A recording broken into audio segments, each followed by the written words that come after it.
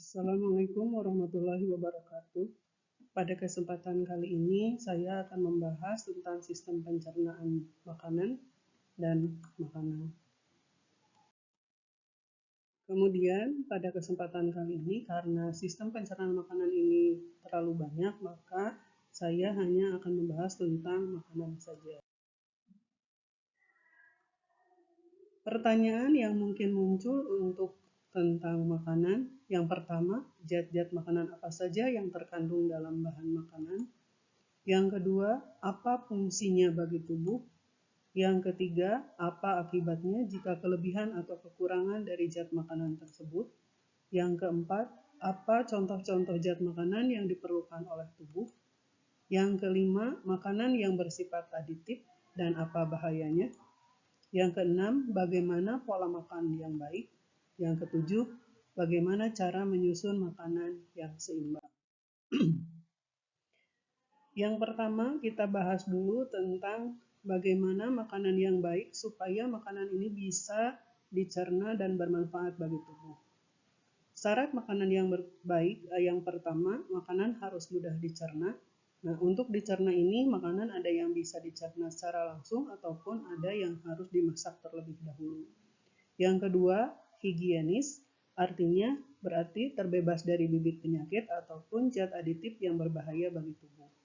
Yang ketiga, makanan mengandung zat gizi atau nutrisi dengan jumlah yang cukup.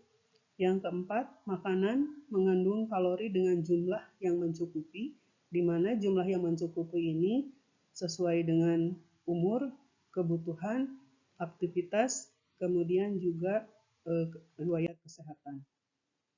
Fungsi makanan, yang pertama sebagai sumber energi, yang kedua pertumbuhan dan pemeliharaan jaringan tubuh, yang ketiga mengatur proses tubuh, yang keempat pelindung tubuh terhadap lingkungan dan bibit penyakit. Zat makanan yang diperlukan oleh tubuh ada beberapa. Yang pertama kita akan bahas terlebih dahulu. Yang pertama yaitu karbohidrat. Seperti yang kita ketahui bahwa karbohidrat ini sering disebut sebagai sumber makanan pokok, di mana diantaranya zat makanan yang mengandung karbohidrat ada nasi, kemudian jagung, roti, mie, kentang, umbi-umbian, dan lain sebagainya. Struktur karbohidrat. Karbohidrat merupakan senyawa yang terdiri atas karbon, hidrogen, dan oksigen dengan rumus umum CnH2nOn. Klasifikasi karbohidrat. Karbohidrat terdiri dari 3 macam. Yang pertama ada monosakarida, artinya di sini tersusun oleh 1 gugus gula. Yang pertama yang termasuk karbohidrat monosakarida adalah glukosa, yang kedua galaktosa, yang ketiga fruktosa. Yang kedua disakarida, artinya terdiri atas 2 gugus gula. Yang termasuk disakarida yang pertama sukrosa, di mana sukrosa ini tersusun atas glukosa dan fruktosa. Kemudian yang kedua laktosa, tersusun atas glukosa dan galaktosa. Yang ketiga maltosa, tersusun atas glukosa dan glukosa. Yang terakhir, klasifikasi karbohidrat yaitu polisakarida, artinya di sini tersusun atas banyak gugus gula, yang termasuk polisakarida yaitu amilosa dan amilopektin. Fungsi karbohidrat yang pertama adalah sebagai sumber energi, yang kedua pengaturan metabolisme lemak, yang ketiga menghemat protein, yang keempat membantu pengeluaran feses.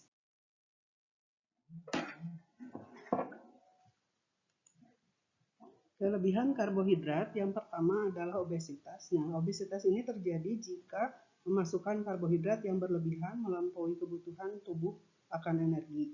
Maka karbohidrat akan dikonversi menjadi lemak sehingga menimbulkan obesitas.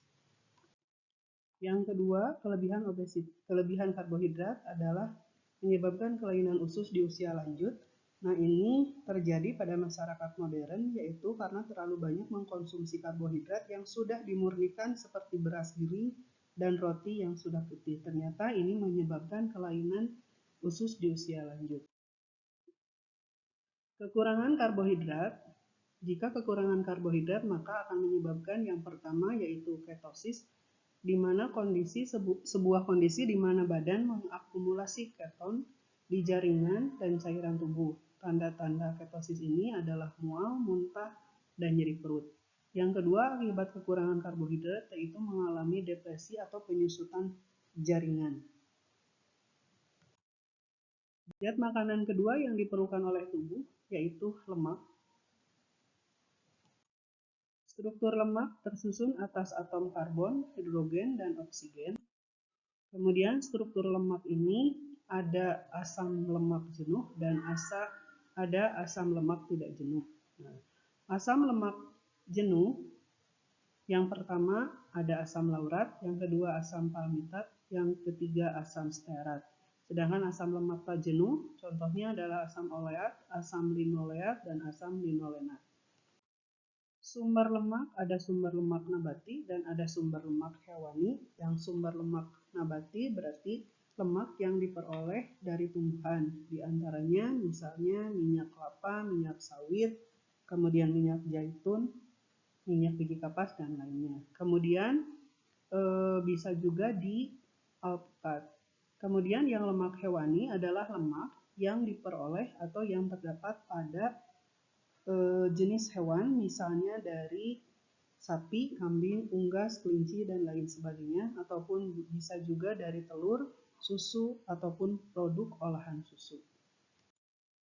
Fungsi lemak, yang pertama sebagai sumber energi yang lebih efektif, yang kedua sebagai perlindungan, yang ketiga penyekatan atau isolasi, keempat perasaan kenyang, kelima ikut serta membangun tubuh, keenam penyedia vitamin larut lemak yaitu vitamin A, D, E, dan K, yang selanjutnya penghemat protein, kemudian sebagai pelumas dan membantu pengeluaran pencernaan makanan, kemudian memberi kelezatan pada makanan. Zat makanan yang selanjutnya, yang ketiga yang diperlukan oleh tubuh yaitu protein. Protein berfungsi untuk pertumbuhan dan pemeliharaan jaringan, pembentukan antibodi, dan transport nutrien. Sumber bahan makanan protein bisa ditemukan pada hewan ataupun pada tumbuhan.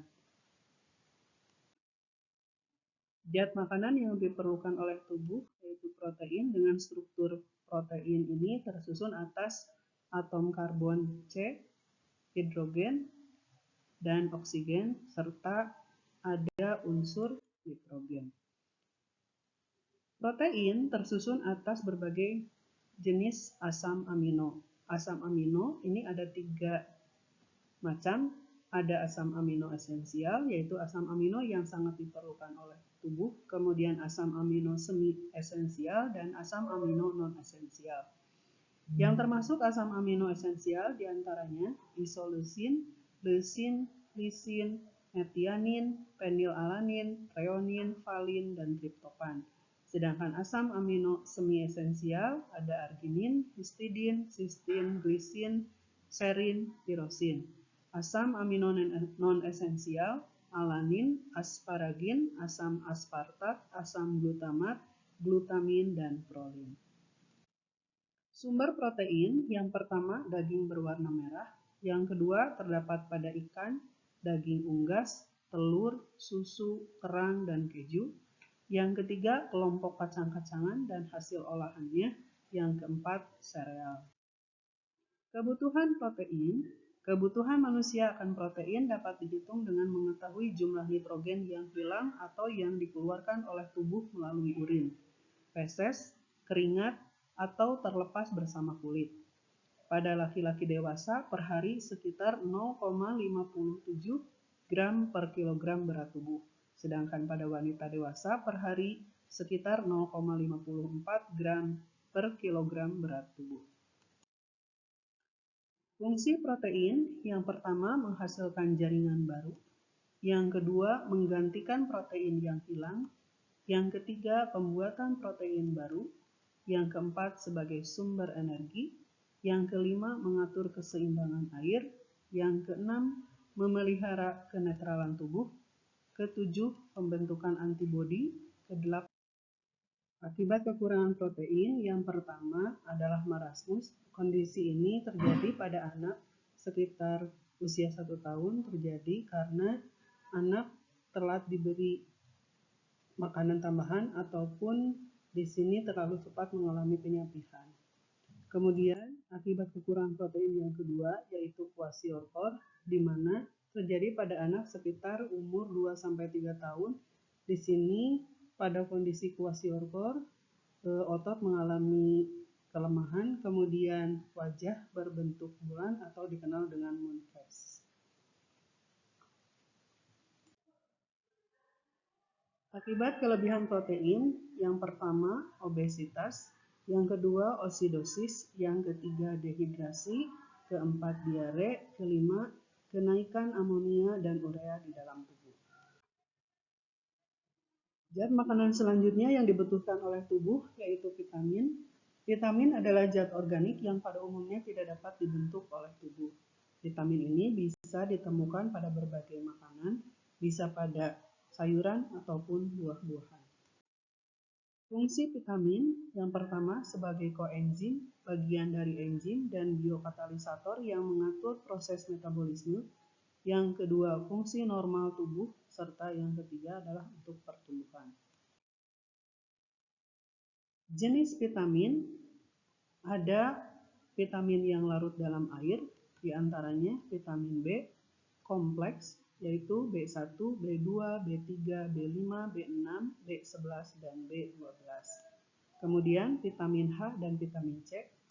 Selanjutnya, vitamin yang larut dalam lemak atau minyak, yaitu vitamin A, D, E, dan K. Terakhir, zat makanan yang dibutuhkan oleh tubuh, yaitu air. Tubuh manusia sebagian besar terdiri atas air, yaitu sekitar 55-78% tubuh manusia terdiri dari air. Fungsi air dalam tubuh, yang pertama adalah pelarut dan pengangkut, yang kedua katalisator, yang ketiga pelumas, keempat pengatur, kelima pelindung, yang keenam pembantu. Sekian untuk kali ini. Terima kasih atas perhatiannya. Wassalamualaikum warahmatullahi wabarakatuh.